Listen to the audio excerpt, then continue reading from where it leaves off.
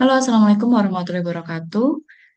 Teman-teman semua, kali ini saya akan menjelaskan untuk sistematika pelaksanaan ujian akhir semester untuk mata kuliah praktikum konseling kognitif.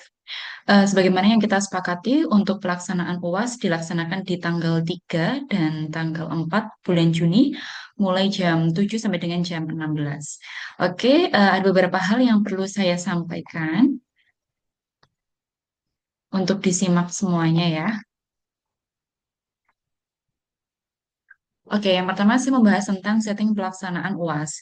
Jadi setiap mahasiswa membawa satu konseli asli, yaitu mahasiswa non-BK. Wajib mahasiswa non-BK maksimal semester 2, artinya mahasiswa tahun pertama. Nah, kalian semua membawa 15 menit, ya, membawa konseli tersebut 15 menit sebelum jadwal ujian dilaksanakan. Jadi nanti kami akan membagikan form pendaftaran. Di form pendaftaran tersebut, kalian bisa memilih eh, mau ujian di sesi yang keberapa. Nah, di setiap sesi itu ada jeda sekitar 15 menit. Nah, di jeda 15 menit itulah sebelum pelaksanaan ujian, kalian beserta dengan konselingnya masing-masing sudah harus standby. Lalu yang kedua, setiap mahasiswa atau kalian yang praktek menjadi konselor itu akan diuji oleh satu supervisor dalam waktu 45 menit dengan rincian 30 menit pertama pada saat praktek konseling kita akan berikan satu tanda mengetuk meja 2 kali, itu artinya 30 menit sudah berlalu. Tetapi kami juga memberikan batasan waktu maksimal 40 menit apabila sesi tersebut sudah sampai ke tahap penetapan intervensi dan sampai ke penutupan. Lalu yang berikutnya, hasil untuk lulus atau mengulang akan kami infokan pada hari yang sama. Biasanya di setelah sesi terakhir akan kami umumkan. Jadi silakan teman-teman boleh mengembalikan konselingnya dulu, diantar pulang dulu, terus jam 16-an atau jam 15-an kan standby untuk menunggu informasi dari kami untuk siapa-siapa saja yang lulus dan siapa-siapa saja yang mengulang. Oke, berikutnya tentang peraturan pelaksanaan UAS. Jadi yang pertama, setiap mahasiswa atau setiap dari kalian semua bertanggung jawab terhadap konseli yang dibawa, meliputi perizinan, memastikan konseli aman sebelum, selama, dan sesudah pelaksanaan UAS. Itu tanggung jawab kalian. Lalu yang kedua, pada saat praktek, mahasiswa mengenakan pakaian yang rapi dan beralma mater, wajib. Lalu yang ketiga, datang paling lambat, ya, paling lambat, maksimal 15 menit sebelum jadwal yang ditentukan, atau 15 menit sebelum sesi yang kalian pilih untuk dimulainya praktek.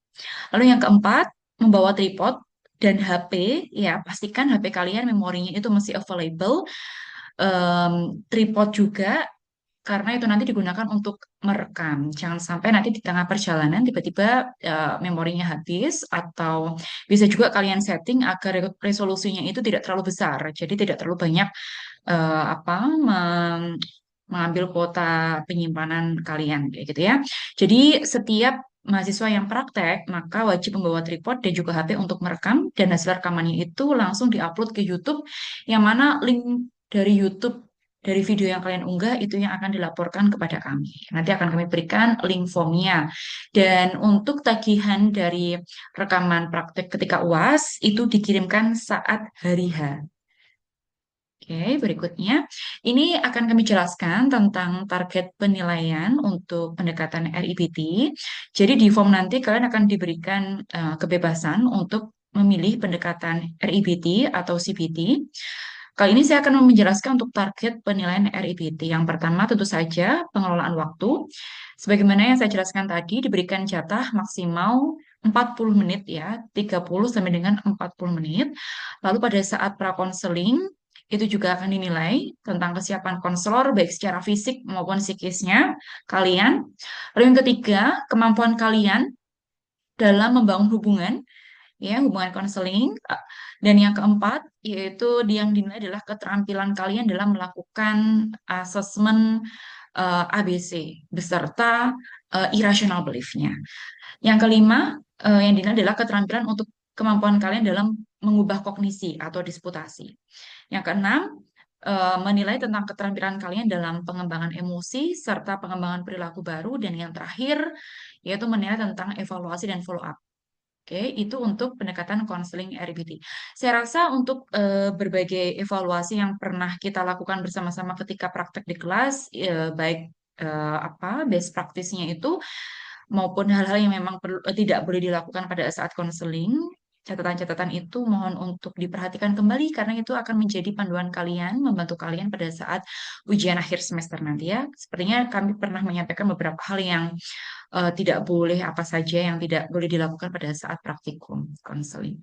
Oke, berikutnya tentang target penilaian model kognitif behavior therapy. Yang pertama tentu saja seperti DRBT tetap pengelolaan waktu itu juga akan menjadi penilaian kami. Lalu yang kedua adalah tentang pra-konseling yaitu kesiapan konselor baik secara fisik dan juga psikis. Yang ketiga yang dinilai adalah keterampilan kalian dalam pembinaan hubungan.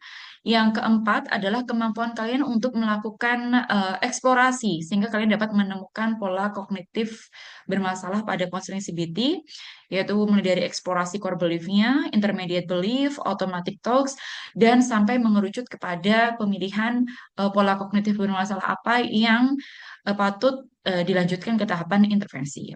Lalu yang kelima, yaitu menilai tentang keterampilan kalian pada tahap inti konseling CBT, jadi kesesuaian antara pola kognitif yang kalian jadikan sebagai priority untuk intervensi dengan teknik atau metode yang kalian gunakan. Apakah itu cognitive restructuring, ataukah itu self-instruction, ataukah itu coping skill, dan seterusnya. Dan yang terakhir yang kami nilai adalah keterampilan kalian pada tahap akhir konseling. Jadi itu yang kami nilai untuk konseling dengan pendekatan CBT. Nah, di sini kami sampaikan ada beberapa kriteria penilaian akhir. Jadi ada yang dikatakan lulus, ada yang dikatakan mengulang dengan minor kesalahan, lalu ada yang dikatakan dengan mengulang, yaitu dengan kesalahan yang mayor, gitu ya. Jadi kalau yang lulus itu adalah mahasiswa yang mampu mencapai keterampilan inti, yaitu memunculkan karakteristik inti counseling REBT.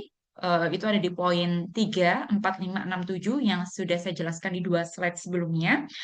Dan kalau untuk CBT ada di poin 3, 4, 5, 6 yang wajib kalian harus mampu, harus kalian lampaui target tersebut. Ada di satu slide sebelumnya kalau yang CBT ya. Nah, di sisi lain, yang menjadi acuannya yaitu juga terkait dengan implementasi keterampilan dasar komunikasi kalian, baik secara gesture maupun secara komunikasi verbal kalian. Lalu yang kedua, yaitu situasi di mana kalian mengulang dengan minor kesalahan, yaitu ketika kalian tidak mampu mencapai tahapan inti, seperti kalau di RBT itu mengidentifikasi irrational belief untuk RBT, dan eh, tidak mampu menilai keadaptifan apakah core belief atau automatic talk atau intermediate belief dan seterusnya. Dan itu perbedaannya ya. Jadi untuk minor kesalahan. Sedangkan kondisi yang ketiga yaitu mayor, artinya mengulang, totally mengulang, yaitu ketika mahasiswa itu istilahnya bulat, bingung, arah pelaksanaan konselingnya tidak jelas, lemah dalam KDK, mengalami kemacetan pada saat praktek konseling, artinya ada jeda waktu yang cukup lama ketika kalian memberikan respon, ketika konseli menyampaikan sesuatu, kalian ada jeda yang cukup lama, terus tidak mampu menunjukkan kekhasan dari model konseling yang sudah kalian pilih sesuai dengan form pendaftaran pada ujian akhir semester ini. Oke, itu untuk kriteria penilaian akhir. Nah, teman-teman, ini slide terakhir yang perlu saya jelaskan. Ini ada dua hal wajib yang harus kalian lakukan pada saat hari H dengan deadline maksimal di jam 23.59. Ada dua hal, yaitu yang pertama, form refleksi diri. Nanti akan saya kopikan ya linknya ya untuk form refleksi diri ini. Form refleksi diri ini adalah form yang kalian isi untuk merefleksikan bagaimana kalian menilai performa kalian sendiri pada saat melakukan praktikum konseling. Lalu yang kedua adalah kami akan mengirimkan form, yang mana form itu kalian gunakan untuk mengirimkan link YouTube dari video praktikum yang sudah kalian unggah di akun YouTube kalian masing-masing. Oke, itu adalah sistematika pelaksanaan ujian akhir semester. Berikutnya saya akan tunjukkan untuk form pendaftaran. Ya, nanti akan kami kirimkan untuk form pendaftaran ujian akhir semester untuk mata kuliah teori dan praktek konseling kognitif. Untuk form ini akan kami buka dengan paling lambat di hari H-1 pelaksanaan UAS, berarti itu di eh, tanggal 1 ya, tanggal 1. Kita pelaksanaan UASnya tanggal 3 dan tanggal 4. Jadi tanggal 1 jam 23.59 itu adalah pendaftaran akhir dari keikutsertaan kalian untuk ujian akhir semester mata kuliah teori praktik konseling kognitif. Jadi silahkan kalian tuliskan nama, NIM, email, email UM kalian, kelas kalian, offering berapa, silahkan kalian isi. Model konselingnya kalian diperbolehkan memilih mau CBT atau RBT. Lalu ini adalah nama konseli kalian, nama konseli kalian. Dan diingat bahwasanya konselingnya adalah mahasiswa maba ya, harus non BK, wajib non BK semester 1 atau semester 2 maksimal. Lalu adalah asal sekolah, universitas dan prodi dari konseli kalian. Lalu di sini adalah kelas atau siswa. Sebenarnya kalau kalian em, ternyata juga dapat siswa SMA pun juga tidak apa-apa, nggak apa-apa. Yang untuk memperoleh sorry, ini maksud saya, kalau yang tidak memperoleh siswa SMA, boleh untuk konselingnya itu merekrut mahasiswa maba maksimal semester 2. Tetapi kalau kalian sudah dari awal sudah mendapatkan siswa SMA atau SMP dan tetap bisa dilanjutkan di tahap ini ya nggak apa-apa, monggo-monggo saja. Jadi gitu ya.